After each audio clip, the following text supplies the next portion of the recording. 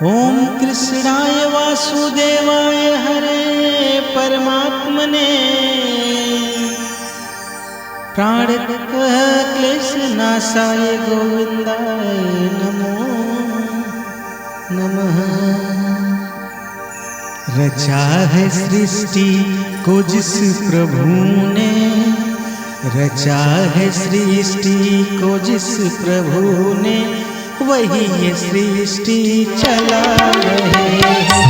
रचा है सृष्टि को जिस प्रभु ने, वही ये सृष्टि चला रहे हैं। जो पेड़ हमने लगाया पहले, जो पेड़ हमने लगाया पहले, उसी का फल अब हम पा रहे हैं।